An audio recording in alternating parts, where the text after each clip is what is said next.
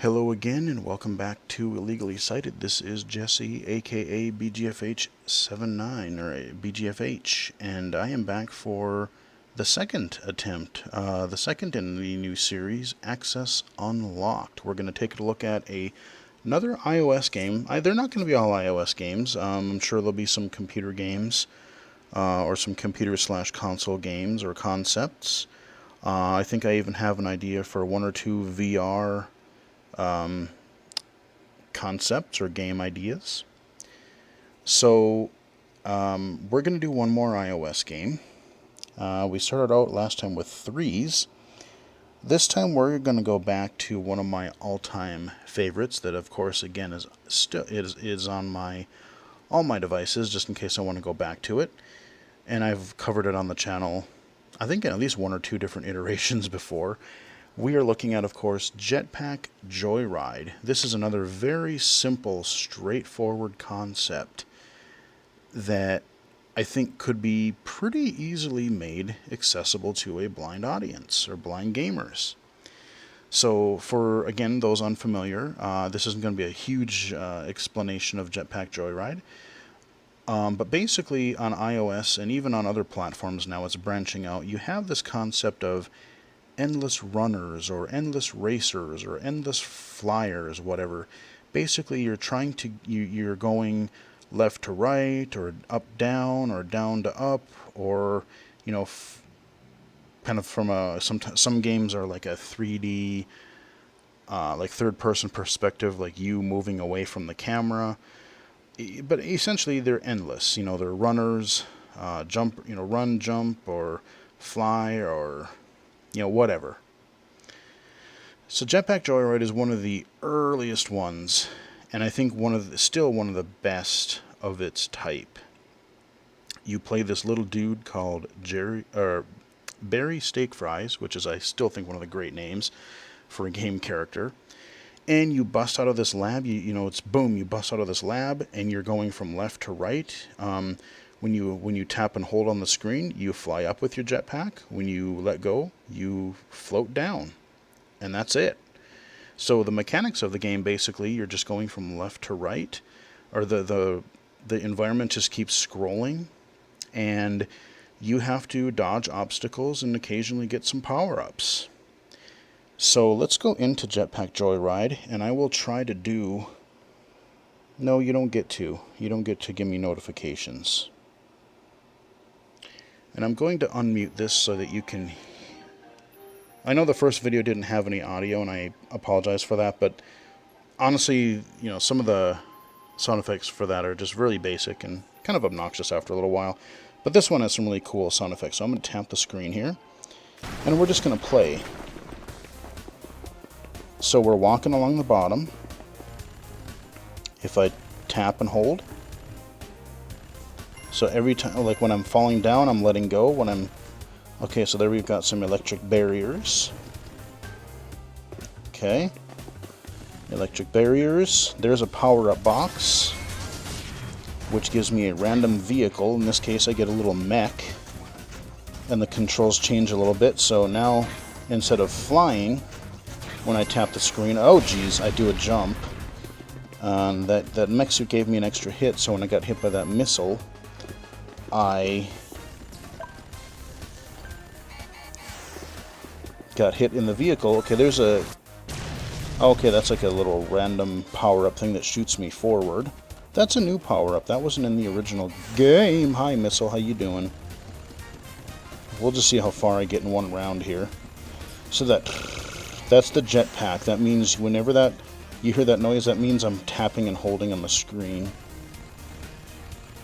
Oh, lasers.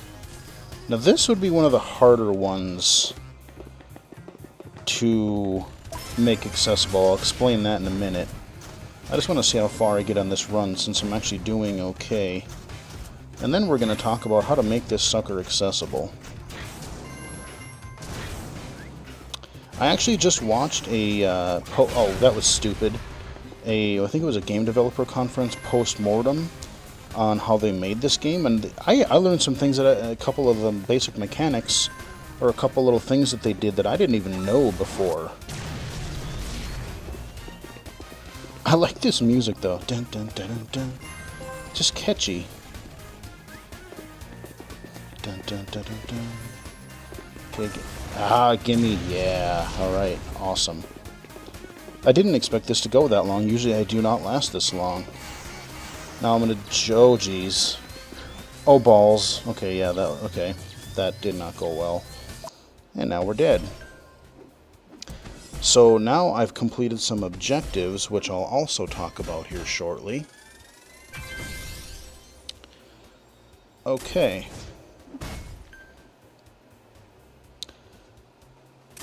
And then... Okay, I'm going to stay on this screen here because this is a good kind of a place to chat for a little bit. So, you're this guy in a jetpack. You're always in the left side of the screen, kind of, and obstacles are coming from right to left towards you. You have to dodge them, either by flying above or below them. You have laser obstacles, which can be in horizontal or vertical form. So think of it like you've got like a little bit of a vertical line or a horizontal line. It could be in one of those, and you have to, not run into them. Sometimes you hear that little beep, beep, beep, beep, and then you hear, like the missile flying at you. So that's another type of obstacle. Basically what happens there is whatever height you're flying at, the missile, when it targets you, is going to target that stuff. So when you start to hear that beeping, you let it home in on you for a second, but when you hear like the second or third beep, you want to go up or down. That way the missile will miss you. And then you have the power-ups. So there are a couple of different types of things. There are your power-up boxes, which give you vehicles. It could be anything from a mech to a jetpack to a to a motorcycle to a like a jet ski. There's a whole bunch of them. There's like 6 or 7 of them that you can randomly get. And then you can also get a couple of other actual just power-ups that kind of float in a wavy pattern in the environment. So you can get a play token or a spin token, or you can get that little power-up that I got a few times that, all of a sudden it shoots you forward for a little while. Now the spin tokens come into play once you die. If you collected any spin tokens, you're presented with a slot machine, and you have the chance to get extra coins to buy things in the shop, or different power-ups like a bomb or a stick of dynamite that will blast you a little bit further, give you a little bit of extra distance, that kind of a thing. So that's essentially the mechanics. So in its basic form, I think this would be fairly straightforward to make accessible. And again, I think this was another one where I contacted the developers with some ideas, and these guys I know I never heard anything back from. So conceptually, you always know that things are coming from left to right. So when you're walking, you hear that you hear your footsteps on the bottom. When you're using your jetpack, you hear that kind of a machine gun sound, that or whatever, or different jetpacks will have different sounds, but you'll hear a noise associated with that. So that you can tell. And basically what you would have to do in an accessible version of this is make the obstacles make noise. And not just make noise, but I think what you would have to do is you would have to play with, you definitely want to use headphones, and you would want to have the sound panning from right to left. So let's say you're taking one of these electric, I don't know, what do you call them, electric pillars or electric, horizontal, vertical things, whatever they call them, I forget. But, you could just have like a kind of a electrical sound or something. But also you would want to indicate by pitch how low or high up it is. So if you hear more of like a high pitch, or like a lot lower, you could tell like, oh, that's on the bottom, so I gotta better hold my jetpack up. Same thing when you're doing a jetpack, you maybe want to have a different pitch or some other identification. You don't really want to have a whole bunch of speech getting in the way, because for an action game like this, it's just there'd be far too much information and you couldn't react to it fast enough. So you basically, using just within the framework, within the sound effects themselves, you could indicate, how high you are with your jetpack. The electric things, you could indicate how high they are. Now, I don't think you might have to cut back on. The. You couldn't have horizontal and vertical.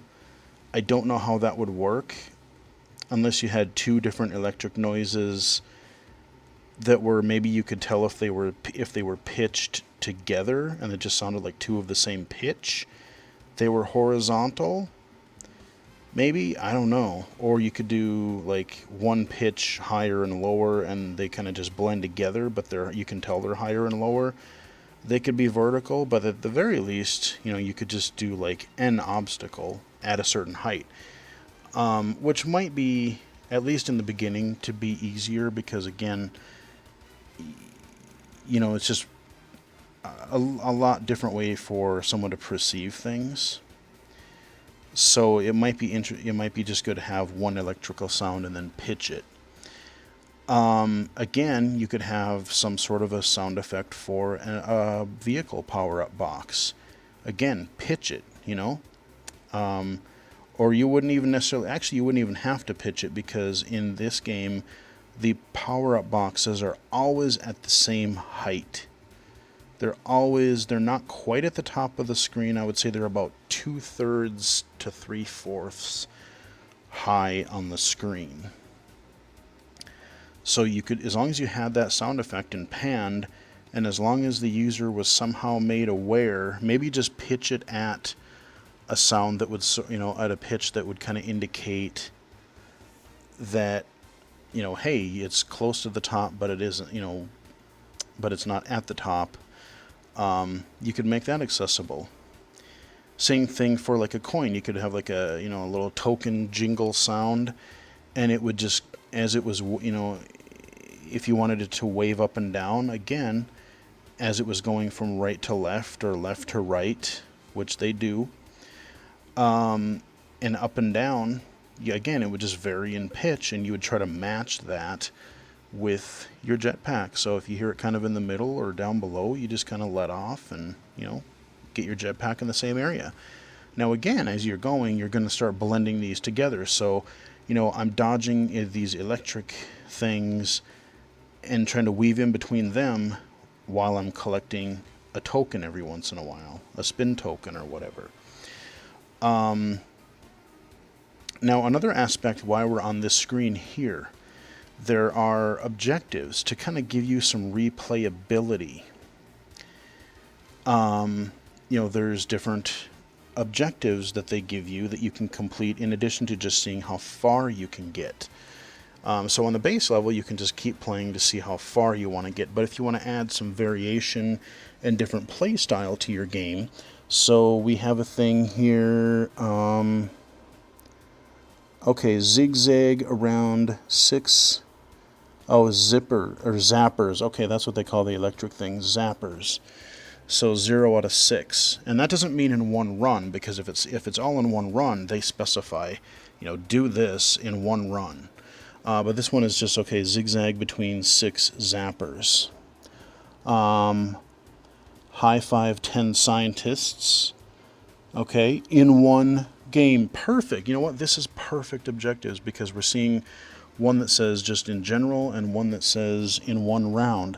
Collect 2 spin tokens in one game. Okay, so those are some great objectives to show what I'm talking about. So high-fiving scientists, basically you have these scientists that are running on the bottom, And as long as as long as there's not a zapper or a missile coming at you, you could just stay on the bottom and walk, and you could hear other maybe footsteps or another like scientist chatter or something, and then as you go by them, your character will automatically high five them. That's how that works. Now, one obstacle that I have not talked about yet is those lasers. Periodically you're going to have these lasers that come up in a certain pattern. There could be a one laser, there could be two, three, or four, and they're all the way across the screen. But basically you have to kind of match. You have to basically level your jetpack by just tap, tap, tap, staying at one level, at one height for a period of time until the lasers disappear. So let's say that you had a laser at the top of the screen and at the bottom of the screen. You couldn't be all the way at the top, you couldn't be all the way at the bottom, but you would have to feather your tapping to kind of go just tap, tap, tap to kind of get the jetpack to stay in the middle of the screen so you don't get buzzed by the laser. That might be a little bit harder to do audibly, just because it would be a little bit tough to know exactly how high. You would have to be really, really good at discerning pitch for that to work. Let's go into another round here. So here is, we got over 2,000 meters. Let's do one more round, and now that I've explained the mechanics and explained how I would make them accessible, kind of watch out for things. So, there are batches of coins. So again, maybe that coin sound effect or something similar pitched, so that psh, psh, those are me getting high fives to the scientists. I just got a vehicle. And this is some weird like fire dragon thing. I don't know what the heck you call this thing. But, oh geez. Okay, now we're back to our jetpack again.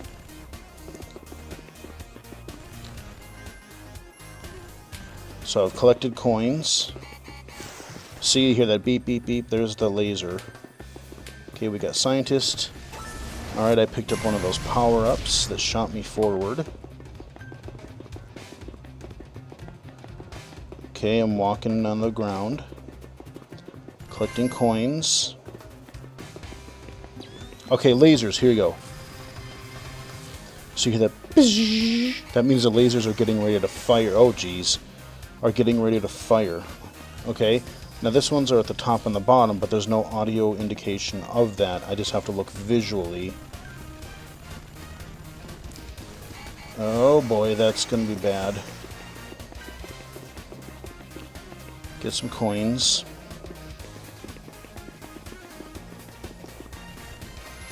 I just missed that spin token again, and I died. I hit a zapper. Alright, so if it gives me, if I've earned any power-ups, there's some power-ups that you can get, like a heart. Like I can earn those during the slot machine spin. Like a heart will give me, it'll let me resurrect myself and keep going if I'm having a good run.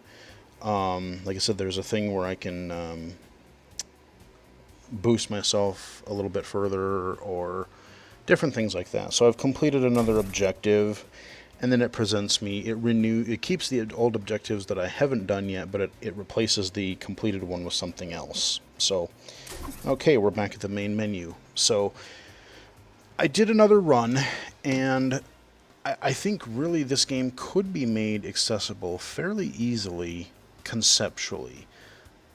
Like I said, you would just have your jetpack, the same sound effect, but you would have it pitched so you would know how high you were, and you would keep that in your left, more towards your left channel in your audio. And then for any obstacles or power-ups or coins, like the little pattern of coins, you would have to have like a little different types of jingles for like your basic currency. So maybe have like a pocket jingling sound for those, and maybe like some bigger coins, like a bigger coin sound for your actual spin tokens, so you can discern which one is which. And again, you just pitch everything high or low and have them panning right to left towards you, and I think it could work. The lasers that span the screen, you could, what I might consider at least to start doing is I would maybe say keep it to one laser and just pitch it at a certain height to make it easier. Because again, hearing two different pitches at the same time, I think might be, maybe at least, maybe you could do multiple pitch ones if they get far enough, but at least to start with, maybe having one laser at a certain height, just because I think, without being able to see it, it might be a little bit difficult to be accurate. I could be wrong. Maybe if it was pitched just right and it was really easy to tell, you could really weave in and out of those too. But, so you got your lasers, you got your rockets, you've got your zappers, and that's it, really. And you got your coins, tokens, and your power-ups. There are a few more little things that they've added, like these periodic little power-up things where you get this giant mech thing. But, I'm not saying that you have to make a one-for-one Jetpack Joyride, but I'm just kind of really explaining some of these gameplay concepts. You could call them zappers. You could even give it a different theme. Maybe keep the jetpack, but call the obstacles something different. They don't have to be called zappers. They don't have to be. Do you want power-ups or vehicles? Maybe you don't. Maybe you just want a power-up that's that gives you. Maybe it's going to be, to simplify things, maybe you just want a power-up box that when you grab it, you get some sort of, maybe just call it a shield box or something, or a shield. And then that way, it'll give you keep the same controls, but you have like a little bubble shield around you, and that way you can get hit once for free and not die. Because that's essentially what the vehicles in this game do. You could simplify things and just maybe have a shield power up to say, okay, now you have an extra hit, so now you can get hit twice before you die instead of just the typical one-hit kill. So yeah, it's basically Jetpack Joyride it's I think, like I said, this is just one of the most fun. It's simplistic, but it's super, super addictive. I have this on my iOS. I think I have an XBLA version or a PS3 version, I think. I think I even have on the Vita, if I remember correctly. So it's on a lot of different platforms. So, having a game like this, just, instead of just pure platforming, you can do endless runner platforming, which I may do in another video as well. But, like this one, it's a little bit more detailed than just platforming. You have the full range of up and down to deal with because you can fly at any height in the screen. So, again, the hardest part of me doing these videos, I can think of it in my head exactly how I would want to do this. But I can't really demonstrate it because I can't code it. Because, like I said, if I could code it, I wouldn't do these videos. I would just make accessible versions of these games for people to play.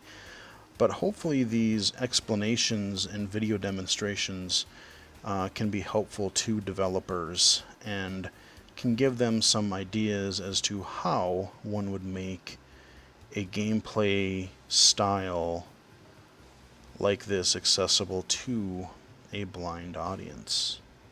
Because believe me, there are a lot of people who want to play these types of games, or would like to play a lot more variety. Accessible games, they kind of vary to like card games, word games. You get some puzzle and arcade games, but I've said in other channel or in other videos where they're really either really old school type arcade games that are pretty simple and straightforward, which isn't necessarily a bad thing.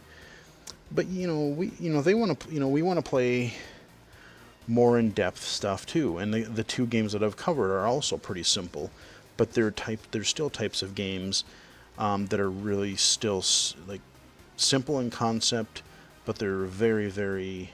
I don't like to use the word addictive, but I will for now, just because it's the closest word I can think of. But they're very addictive. They have that one more time, I got to do better kind of a thing.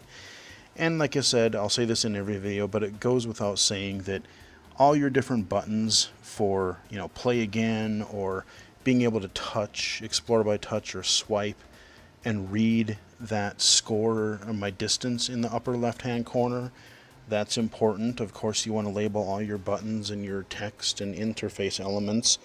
If I go to the store, so you're like, oh, what are the coins for? Well, the coins are for getting, different costumes or different jetpacks, or my favorite are a couple of power-ups. So one of the power-ups that I absolutely love for the vehicles is every vehicle you can get a magnet power-up, so that as long as you're in that vehicle and you're fairly near coins in the world, you'll get they'll just suck the coins right to your vehicle, and you don't have to grab them individually. It makes it a lot easier. So yeah, that is Jetpack Joyride. Be really interesting to get a type of accessible version of this made.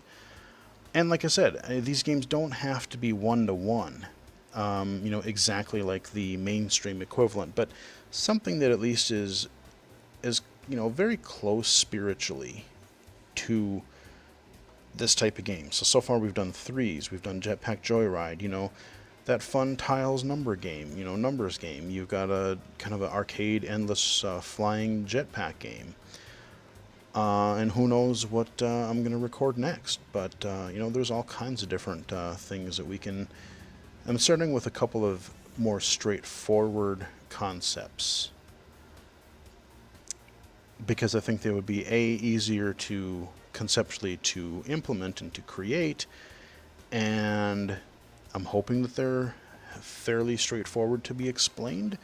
I know I'm one of my things I'm trying to do better is I tend to be really wordy, but I want to make sure that I explain things well. So, hopefully that'll come as well over time. Hopefully I'll be able to explain these concepts more over time. And if I can think of another way to do these better, or illustrate things better, you might see some change in this series over time. But hopefully these videos help. And again, if you're a game developer that follows the channel or that stumbled upon this video, you want to get in touch with me, follow me on Twitter at BGFH79, DM me or leave a comment down below, and yeah, we'll chat. So hope you guys enjoyed the video, and follow me on Twitter at BGFH79, and until next time, I will talk to you guys again later.